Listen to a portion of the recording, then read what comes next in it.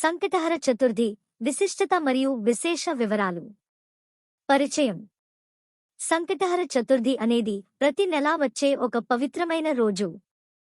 ఇది చతుర్థి తిథి అంటే శుక్లపక్షం లేదా కృష్ణపక్షం 4వ రోజు, 4వ తిథి. ఇందులో ముఖ్యంగా కృష్ణపక్ష చతుర్థి అంటే అమావాస్యకి ముందు వచ్చే చతుర్థిని సంకటహర చతుర్థి అంటారు.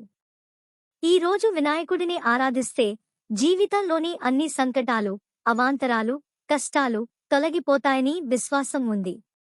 సంకటహర చతుర్థి అనే పేరుకి అర్థం సంకట, కష్టం, సమస్య, ఆపద. హర తొలగించేవాడు. చతుర్థి నెలలో 4వ రోజు, తిథి. కాబట్టి సంకటహర చతుర్థి అంటే కష్టాలను తొలగించే చతుర్థి తిథి. పౌరాణిక పటికాలు. ఒకప్పుడు మాతా పార్వతీదేవి తన కుమారుడు వినాయకుడిని అడిగింది, ఓ కుమారా, నీ భక్తులు నీకు ఏ రోజు పూజ చేస్తే వారి కష్టాలు తొలగిపోతాయో చెప్పు. అప్పుడు వినాయకుడు ఇలా అన్నాడు, అమ్మా, ప్రతి నెలలో వచ్చే కృష్ణపక్ష చతుర్థి రోజు నన్ను ఉపవాసంగా, భక్తితో పూజిస్తే వారు చేసే పాపాలు తొలగిపోతాయి. ఆ రోజున మధ్యాహ్నంలో పూజ చేసి, రాత్రి చంద్రుని దర్శనం చేసి, ఉద్గీత గణేశ మంత్రంతో నా ఆరాధన చేస్తే వారి సకల సంకటాలు తొలగిపోతాయి. పురాణ కథ. సంకటహర చతుర్థి యొక్క ప్రాచీన కథ. ఒకసారి ఒక వణిజుడు, వ్యాపారి తన కుమారునితో ప్రయాణిస్తున్నాడు. మార్గమధ్యంలో అటవీ ప్రాంతం వచ్చేసింది. అప్పుడు అకస్మాత్తుగా అతని కుమారుడు బహుళ జ్వరంతో బాధపడుతూ స్పృహ కోల్పోయాడు. వణిజుడు ఆ ప్రాంతంలోని ఒక జ్యోతిష్కుడిని కలిశాడు. ఆ యోగి చెప్పాడు, నీవు గత జన్మలో సంకటహర చతుర్థి రోజున వినాయకుని ఉపవాసం చేయలేదు.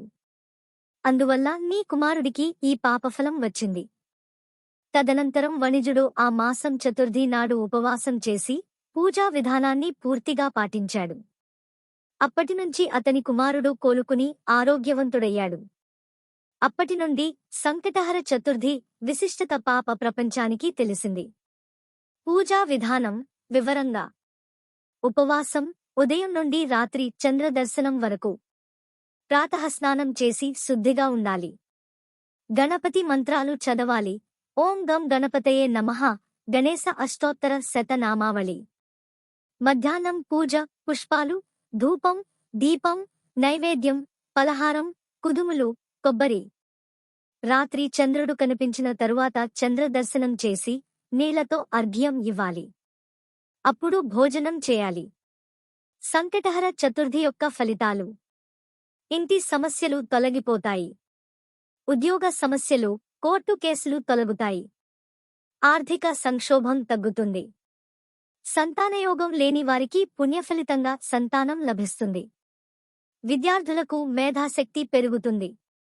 ఆరోగ్యం మెరుగవుతుంది. చంద్రదర్శనం ప్రాముఖ్యత. ఈ రోజు రాత్రి చంద్రుని పూజించడం అనేది వినాయకుని ఉచితంగా పూజించడమే అని చెప్పబడుతుంది. ఎందుకంటే వినాయకుడు చంద్రుని శాపం నుండి విముక్తుడయ్యాడు కాబట్టి చంద్రుని దర్శనం చేయడం వల్ల మన పాపాలు కూడా తొలగిపోతాయి. ప్రత్యేకంగా అంగారక సంకటహర చతుర్థి. ఇది మంగళవారం వచ్చే సంకటహర చతుర్థి. ఇది అత్యంత శక్తివంతమైనది. ఈ రోజున గణపతిని పూజిస్తే మహా ఫలితాలుంటాయని విశ్వాసం. వినాయక చవితి. శుక్లపక్ష చతుర్థి. ఇది గణపతి ఉత్సవం కాగా సంకటహర చతుర్థి కృష్ణపక్షంలో వస్తుంది.